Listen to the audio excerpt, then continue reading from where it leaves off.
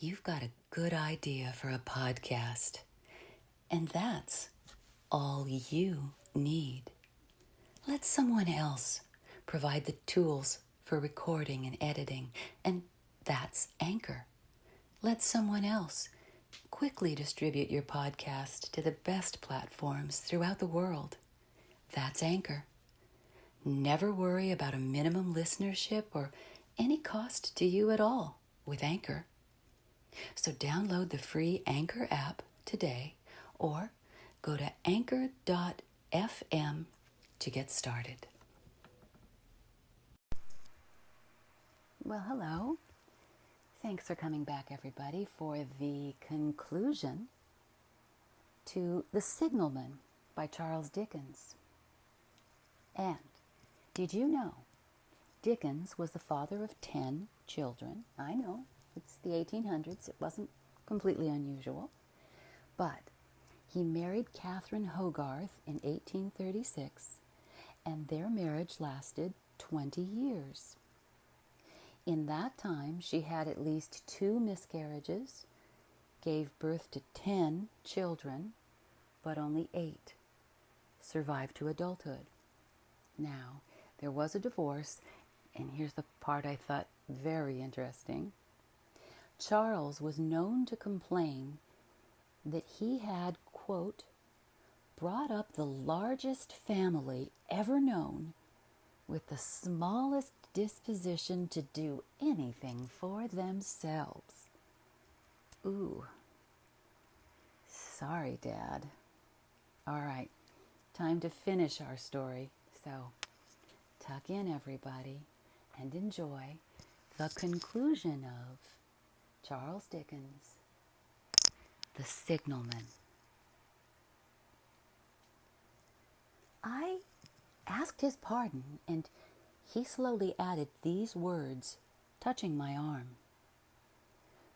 Within 6 hours after the appearance, the memorable accident on this line happened.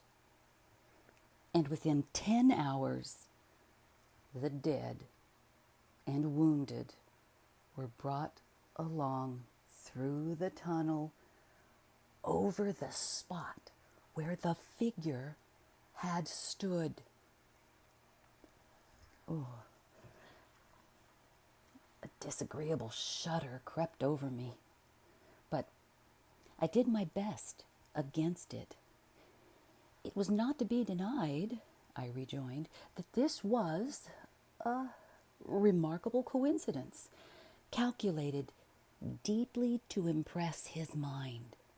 But it was questionable that remarkable coincidences did continually occur, and they must be taken into account in dealing with such a subject.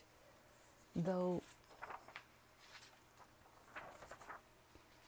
to be sure, I must admit, I added, for I thought I saw that he was going to bring the objection to bear upon me, men of common sense did not allow much for coincidences in making the ordinary calculations of life.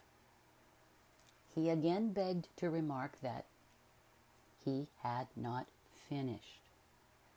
I again begged his pardon for being betrayed into interruptions. This, he said, again laying his hand upon my arm and glancing over his shoulder with hollow eyes, was just a year ago. 6 or 7 months passed, and I had recovered from the surprise and shock when, one morning, as the day was breaking, I, standing at that door, looked towards the red light and saw the specter again. He stopped with a fixed look at me. Did it cry out? No, it was silent. Did it wave its arm? No, it leaned against the shaft of the light with both hands before the face, like this. Once more I followed his action with my eyes. It was an action of mourning. I have seen such an attitude in stone figures on tombs. Did you go up to it? I came in and sat down, partly to collect my thoughts, partly because it had turned me faint. When I went to the door again, daylight was above me and the ghost was gone. But nothing followed, nothing came of this. He touched me on the arm with his forefinger twice or thrice, giving a ghastly nod each time. That very day, as a train came out of the tunnel, I noticed at a carriage window on my side what looked like a confusion of hands and heads, and something waved. I saw it, just in time to signal the driver, "Stop!" He shut off and put his brake on, but the train drifted past here 150 yards or more. I ran after it, and as I went along, heard terrible screams and cries. A beautiful young lady had died instantaneously in one of the compartments and was brought in here, and laid down on this floor between us. Involuntarily, I pushed my chair back as I looked from the boards at which he pointed to himself. True, sir, true. Precisely as it happened, so I tell it you. Well, I could think of nothing to say, to any purpose. And my mouth was very dry. The wind and the wires took up the story with a long, lamenting wail. He resumed. Now, sir, mark this, and judge how my mind is troubled. The specter came back a week ago. Ever since, it has been there now and again, by fits and starts. At the light? At the danger light.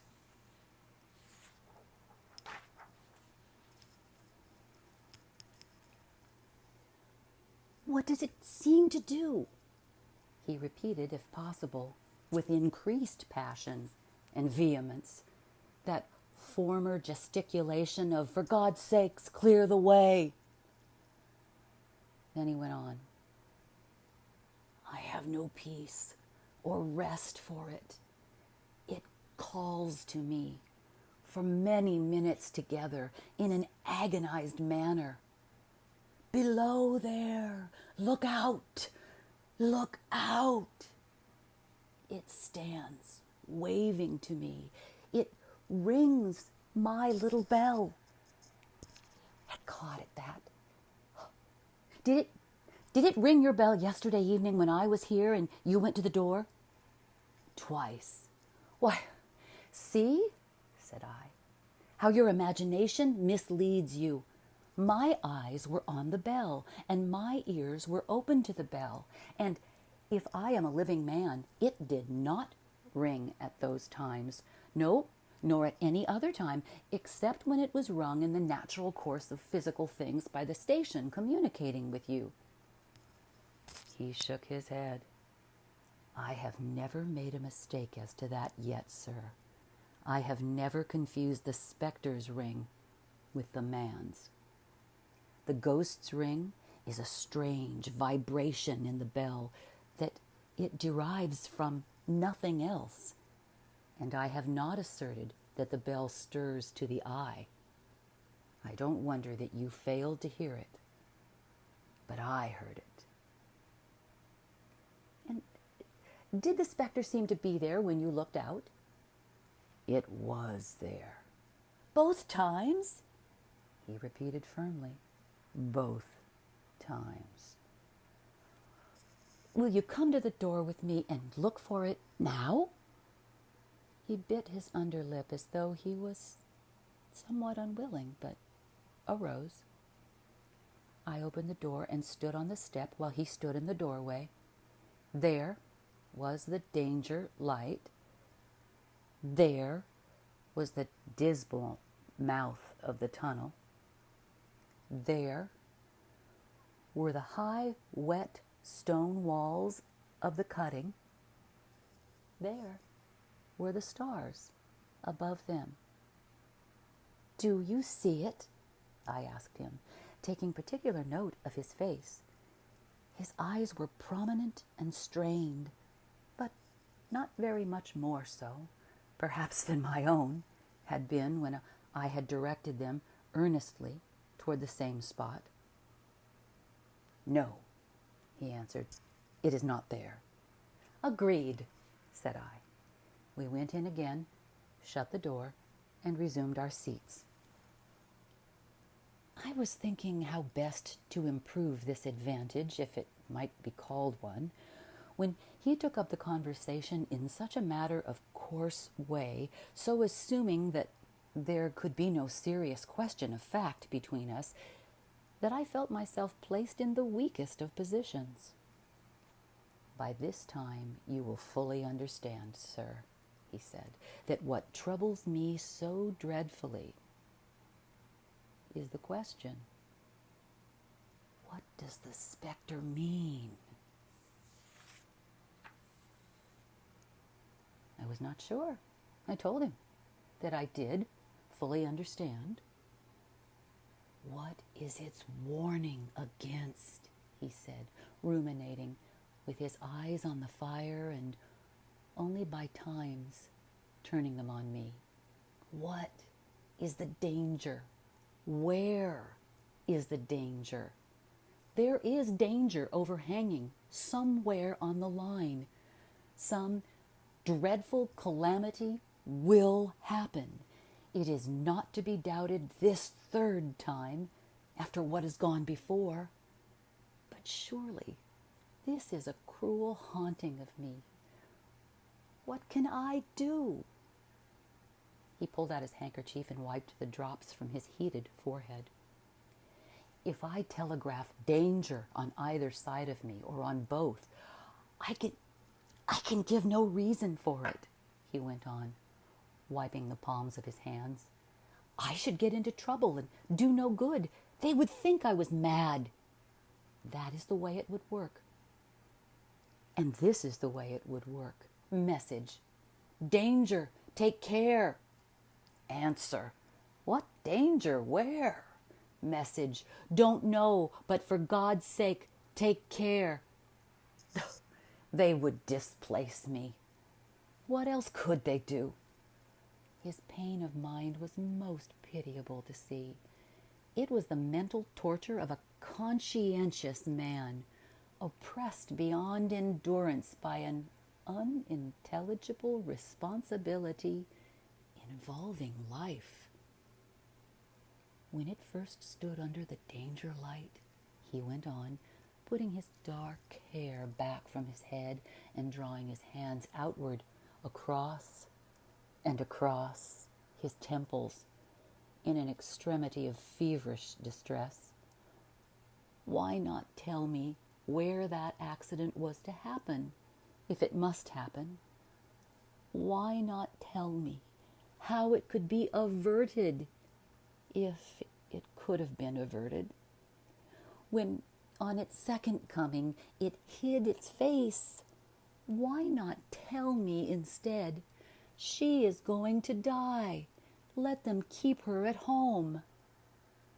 If it came on those 2 occasions, only to show me that its warnings were true, and so to prepare me for the third, why not warn me plainly now?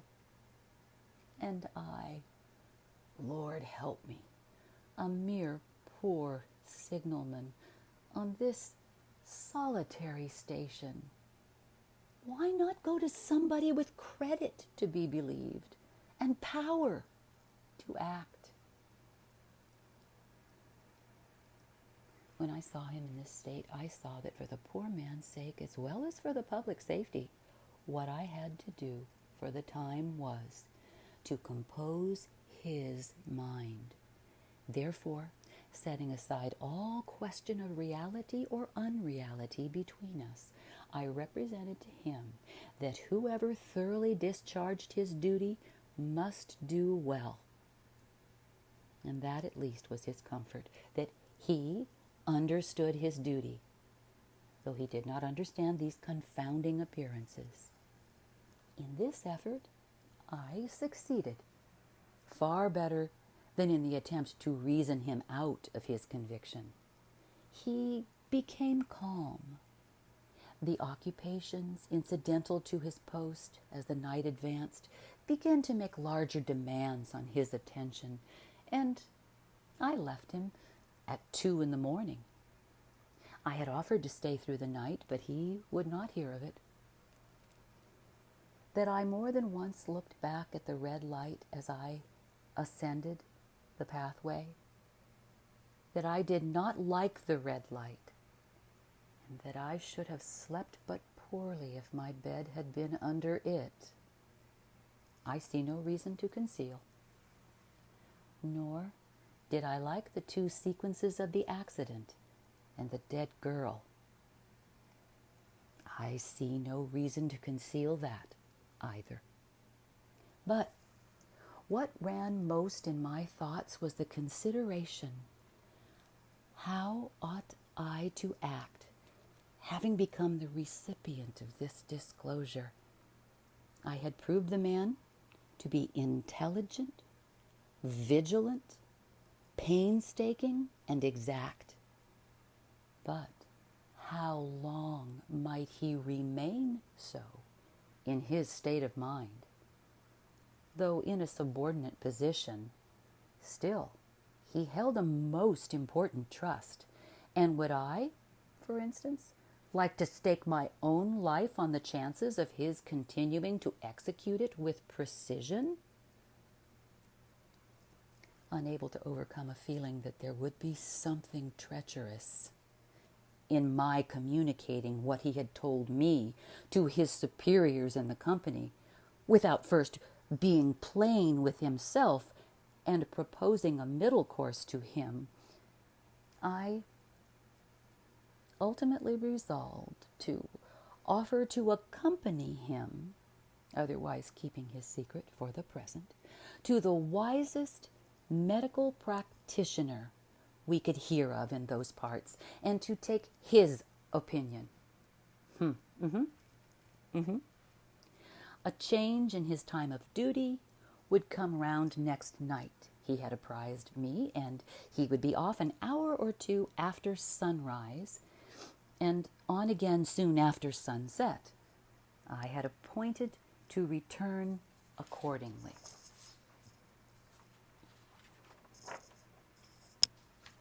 Next evening was a lovely evening, and I walked out early to enjoy it.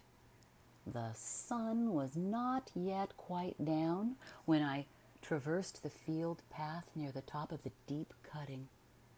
I would extend my walk for an hour, I said to myself, half an hour on and half an hour back, and it would then be time to go to my signalman's box. Before pursuing my stroll, I stepped to the brink and mechanically looked down from the point from which I had first seen him. I cannot describe the thrill that seized upon me when, close at the mouth of the tunnel, I saw the appearance of a man, with his left sleeve across his eyes, passionately waving his right arm.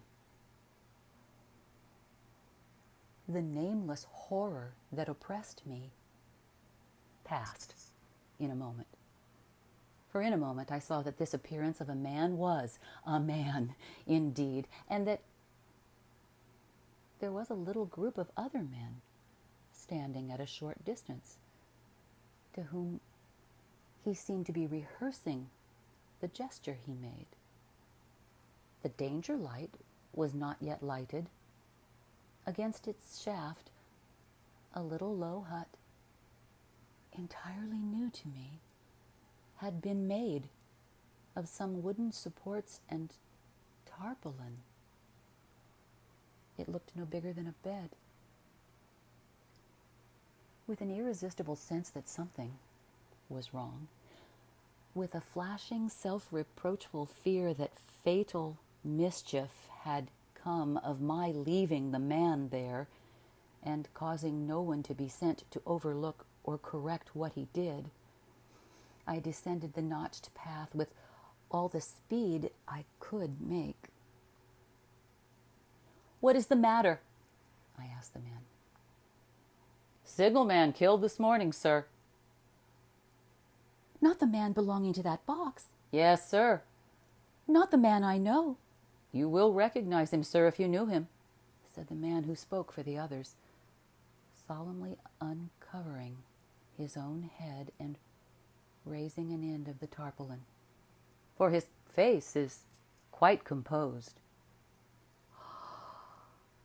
"Oh, how did this happen? How did this happen?" I asked, turning from one to another as the hut closed in again. "He was cut down by an engine, sir. No man in England knew his work better, but somehow he was not clear of the outer rail. It was just at broad day. He had struck the light and had the lamp in his hand. As the engine came out of the tunnel, his back was towards her, and she cut him down. That man drove her and was showing how it happened. Show the gentleman, Tom." The man, who wore a rough dark dress, stepped back to his former place at the mouth of the tunnel. "Coming round the curve in the tunnel, sir," he said. "I saw him at the end, like as if I saw him down a perspective glass. There was no time to check speed, and I knew him to be very careful. As he didn't seem to take heed of the whistle, I shut it off when we were running down upon him and called to him as loud as I could call." "What did you say?" "I said, 'Below there, look out, look out. For God's sake, clear the way.'" I started. "Ah, it was a dreadful time, sir. I never left off calling to him. I put this arm before my eyes not to see, and I waved this arm to the last. But it was no use." Without prolonging the narrative to dwell on any one of its curious circumstances more than any other, I may, in closing it, point out the coincidence that the warning of the engine driver included not only the words which the unfortunate signalman had repeated to me as haunting him, but also the words which I, myself, not he, had attached, and that only in my own mind did the gesticulation he had imitate.